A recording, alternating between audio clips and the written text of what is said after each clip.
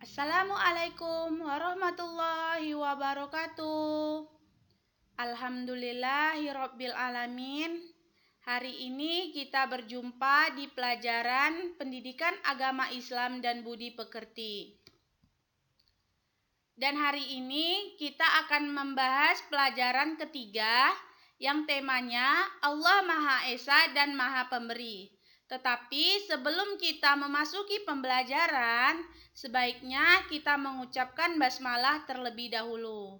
Ayo nak, sama-sama kita mengucapkan basmalah.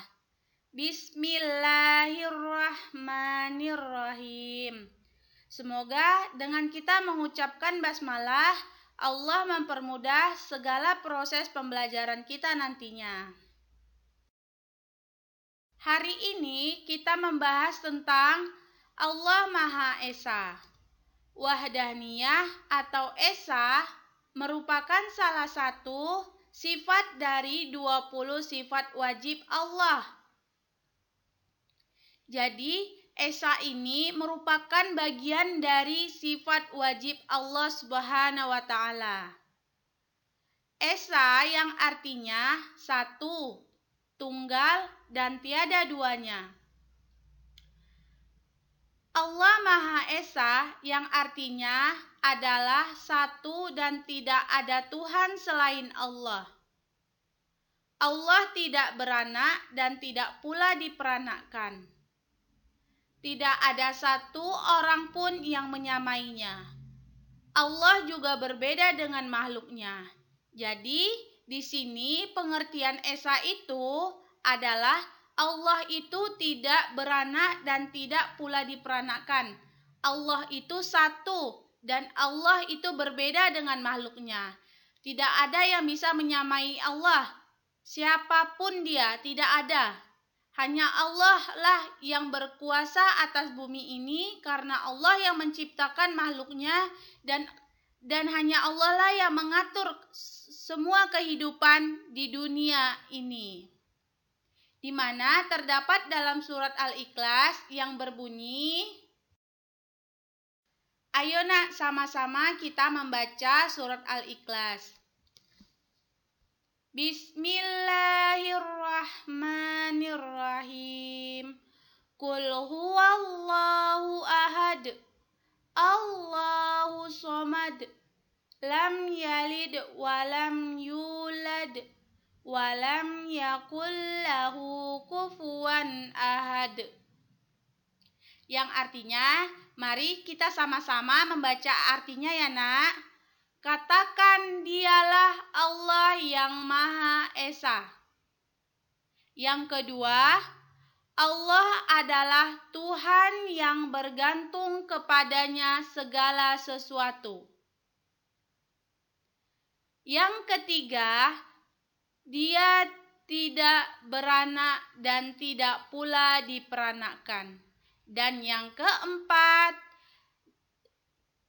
tidak ada seorang pun yang setara dengannya.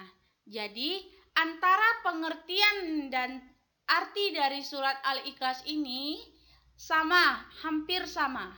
Di mana sebelumnya tadi kita sudah memahami ataupun mendengarkan yang sudah Ustazah sampaikan bahwa arti dari Allah Maha Esa itu, Allah itu satu dan Allah tidak beranak dan tidak pula diperanakkan.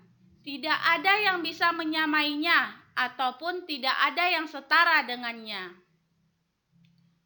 Sampai di sini paham nak? Alhamdulillah. Kita lanjut. Selain surat Al-Ikhlas, juga ada surat lain yang menyebutkan Allah adalah Tuhan yang Esa. Terdapat dalam surat Al-Baqarah ayat 163 yang artinya, dan Tuhanmu adalah Tuhan yang satu atau Esa. Tidak ada yang berhak untuk disembah kecuali Dia. Dialah yang Maha Pengasih lagi Maha Penyayang.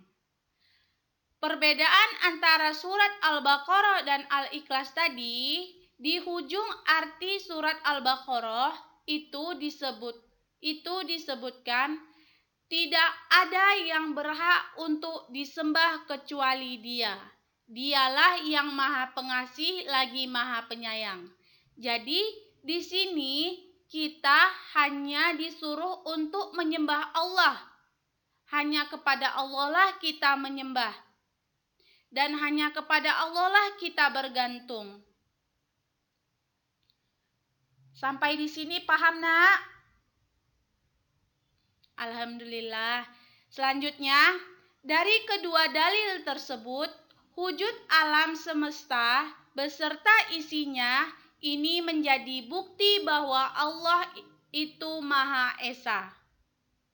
Maka dari itu, seorang muslim sebaiknya selalu mengesahkan Allah dan mensucikan diri dari segala perbuatan sekutu dengan cara yang pertama, beribadah kepada Allah.